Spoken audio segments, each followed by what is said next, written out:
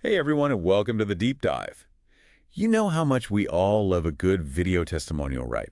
The kind that just grabs you and pulls you in. Well, today we're going to unpack how to make one of those. And guess what? You don't need a fancy camera crew. We're talking smartphone filmmaking. Yeah, using just your phone. You'd be surprised what you can do with a little know-how and some smart techniques. Absolutely. And to guide us on this deep dive, we've got a fantastic resource. It's a recent French tutorial, actually. Oh, cool. Yeah, it's called Tutorial complet pour filmer un témoignage vidéo avec un smartphone by Wacom Sebo. Okay, so we're going straight to the source. It's packed with tips, like pro-level stuff, but broken down so anyone can understand it. And that's what we're going to do today, break it down step by step. Love it. So where do we even begin with smartphone filmmaking? What's the first thing this guide emphasizes? Preparation. Oh, of course, charging your phone, making sure you have enough storage. Yeah, all that's important, but they take it a step further. It's about having a vision for your video, really. A vision, okay. Yeah, like who's the perfect person to tell this particular story? What feeling do you want people to walk away with after they watch it? It's strategy. Before you even think about hitting record. I like that. Strategy before you even Yeah. hit record. And I think that leads perfectly into this next point. You thinking about the day dramatizer thing? Exactly. Yeah. It's French. Basically means, like, taking the drama out of filming. Makes a lot of sense. I mean, think about it. If the person you're interviewing is all tense and nervous, it's going to show on camera, right? Totally. Oh, So how do we create that relaxed vibe? well, the guide suggests picking a location where your subject, the person you're interviewing, feels comfortable. So no distractions. Yeah, no distractions, no judging eyes. You want their personality to come through. All right, so we've got our star interviewee. They're relaxed. They're ready to share their story. What's next? Okay, so full battery, storage space, the essentials. But then it's time to think about gear. Gear. Now, wait a minute. I thought this was all about using our smartphones. Are we suddenly talking about renting expensive equipment? No, not at all. But there are a few simple tools that can make a big difference. Like what? A tripod. Keeps your shots nice and steady, avoids that shaky cam look. Oh, yeah. Which can be very distracting. Super distracting. And then, honestly, a decent external microphone is a game changer. Especially if you're filming somewhere noisy. Exactly. Tinny, muffled audio can really ruin a good video. Okay, so those are good tips to keep in mind. Now, let's talk about the smartphone camera itself. I mean, there's more to it than just pointing and shooting. Way more. We're going to unlock the power of some of those settings you might have been ignoring. Oh, you mean things like exposure and white balance? Yeah, you got it. See, that's where I start to get a little lost. It all sounds so technical. I know, they sound intimidating. But they're really not that complicated. Okay, good. Think of exposure like how much light the camera's taking in. Okay, so if it's a super bright sunny day, I might need to adjust the exposure so my subject isn't just a silhouette. Oh, right? got it. And white balance, that's all about color. Color. Different types of light have different, color temperatures. Like daylight versus indoor light. Exactly. Daylight's cool, indoor light is warmer. Adjusting the white balance makes sure the colors in your video look natural. True to life. Okay, so we've got light and color. But what about composing the shot? Making it visually appealing. Are there any, guidelines or rules for that? Oh, absolutely. And the tutorial explains it brilliantly. Okay, good. They compare your smartphone screen to, an artist's canvas. Yeah. You, the filmmaker, you decide what goes in that frame and how it's arranged. I love that analogy. It's about storytelling through visuals. So I'm not just sticking my subject in the middle of the shot and calling it a day. Nope. There's a technique, the rule of thirds. I've heard of that. It's about dividing your screen into 9 equal parts. Putting your subject along those lines or at the points where they intersect, it just makes for a more interesting composition. Okay, that makes sense. But are there ever times when we should break that rule? Of course, maybe you want to break it to create a sense of unease or intensity. Or maybe you want to fill the entire frame with your subject to make it feel more intimate. It's all about making choices. Intentional choices. Right, I'm starting to see how much thought goes into even a simple smartphone video. And I remember there's something about plans de coupe. Oh, yeah, the cutaway shots. I'm not sure I fully understand what those are or why they're so important. Imagine a whole video of just someone talking to the camera. Yikes, sounds boring. Right. Cutaways break up the monotony. They add visual information, highlight key moments in the story. They're essential. So what kind of cutaway shots are we talking about? Close-ups. Like if your subject is demonstrating something, you might show a close-up of their hands, or maybe you show shots of the environment. Anything that helps tell the story. You can even use reaction shots. Reaction shots. Like someone listening intently to the person giving the testimonial. All these little details make a big difference in keeping your viewer engaged. Okay, so we've prepped, we've considered our gear, our camera settings, we have some ideas about composing our shots and using cutaways. Ready to hit record. Almost. There are a few more tips about the actual filming process that I think will really help you take your video to the next level. Okay, I'm all ears. Let's dive into those final pre-production tips. Okay, so we've talked about all the prep work, the big picture stuff, but now let's get down to the actual filming. Yeah, so we're on set, we're ready to hit record. Any tips for getting the best performance out of our interviewee? I'm a little nervous about that part. It's natural to feel nervous, but just remember, de-dramatizer. Take the drama out of it. Right. A big part of that is making your interviewee feel comfortable, relaxed. So just talk to them like a regular person, not like, a stiff, formal interview. Exactly. Encourage natural conversation. The guide actually suggests ditching the script altogether if things are flowing well. Oh, interesting. Yeah, it's about capturing those genuine moments. And while we're on the topic of capturing moments, I remembered this really cool tip. It's about where you position yourself, the filmmaker, in relation to the camera. Oh, yeah, I think I remember this. Something about not standing directly behind the camera. Right. Instead of being right behind the camera, position yourself a step to the left or right. Okay. That way, when your interviewee looks at the camera, it looks like they're making eye contact with the viewer. Creates that personal connection. Oh, that's such a subtle but clever technique. Yeah. I never would have thought of that. Any other on-set tricks I should know? The guide is big on doing a test recording before you launch into the actual interview. A test recording. Doesn't that seem a little extra for just a smartphone video? Trust me, it's worth it. It lets you check your framing, your lighting, but most importantly, your audio levels. You don't want to finish filming and then realize the audio is all distorted or you can barely hear anything. Oh, that would be a nightmare. Especially if you can't refilm. Exactly.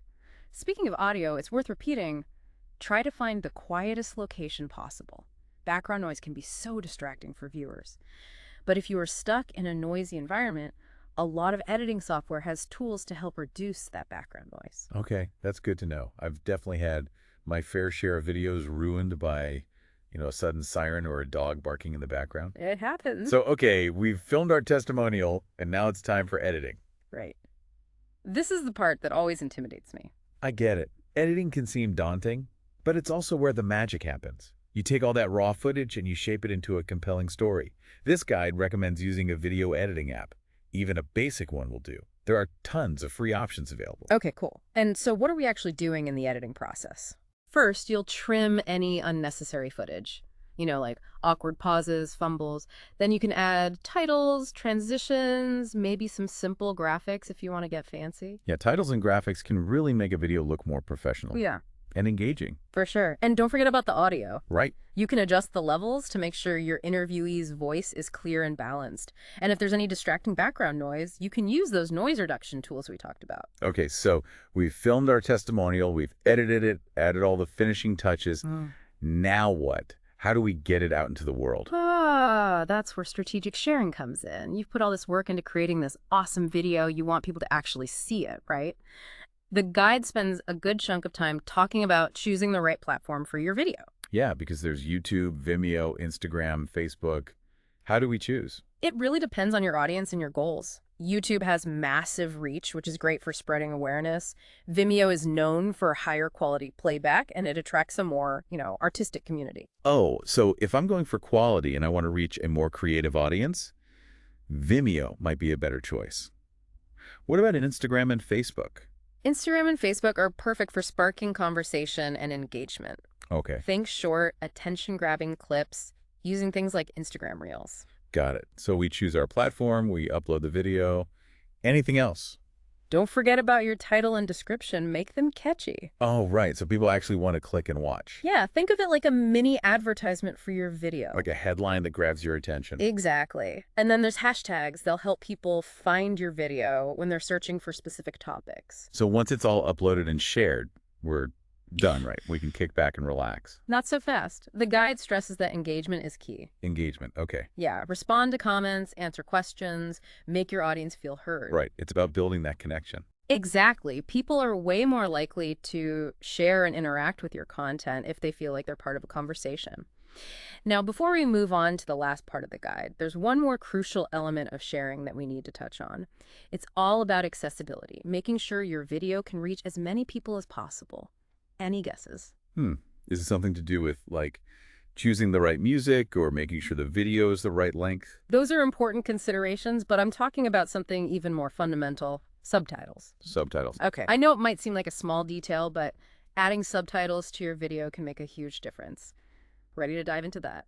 I'm intrigued. Go. Let's talk about subtitles and why they're so important for video testimonials. Okay, so we're back, and you really got me thinking about subtitles. I have to admit, I don't always use them. Why does this guide make such a big deal out of them? Well, it all comes down to accessibility. Making sure your video can be enjoyed by the widest audience possible. Think about how often you watch videos, on social media or whatever with the sound off. Oh, all the time. Especially when I'm out and about, in public places. I don't want to disturb anyone. Exactly. Subtitles let people follow along even without the audio. And of course, they're essential for anyone who's deaf or hard of hearing. Right, of course. I hadn't thought of it that way. It's like opening up your video to a whole new group of people who might have missed out otherwise. Yeah. Are there any other, hidden benefits to subtitles? Actually, yeah, subtitles can help with language barriers too. Oh, really? Yeah, even if someone doesn't understand the spoken language, they can still get the gist of what's being said thanks to subtitles. Wow, that's a great point. It's like instantly giving your video a global reach. Okay, subtitles, check. Any other final pearls of wisdom from this French tutorial? Well, they wrap up by reminding us to pay attention to the seemingly small details. Small details, like what? Things like lighting and, believe it or not, wardrobe. Wait, wardrobe? I thought we were just filming a casual testimonial, not some big budget production. You'd be surprised how much those little things can affect how the viewer experiences your video. Okay, how so? For wardrobe, they suggest avoiding busy patterns or really bright colors, stuff that might distract from the person speaking. So, sticking with solid colors, simple designs. Right. You want the focus to be on the interviewee and their story, not their outfit.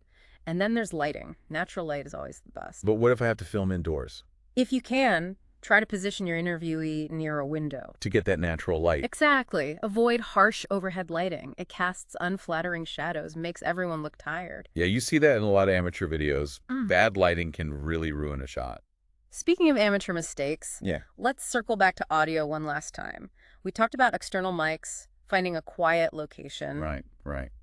But there's one more tip that's crucial. Okay, lay it on me. I'm all ears when it comes to audio. Yeah. Especially for testimonials.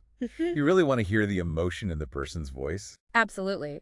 This guide, they're really big on listening back to your audio carefully during the editing process. Oh, yeah. Sometimes I get so caught up in the visuals that I forget to really pay attention to the audio. It happens, but taking the time to adjust the levels, clean up any background noise, it really polishes the final product. So much good advice in this tutorial. We've covered everything from pre-production to post-production, even sharing strategies, anything else. Just one last reminder, all these technical tips and tricks, they're all just tools. Tools. Yeah, the most important ingredient in any good video testimonial, smartphone or otherwise, it's authenticity.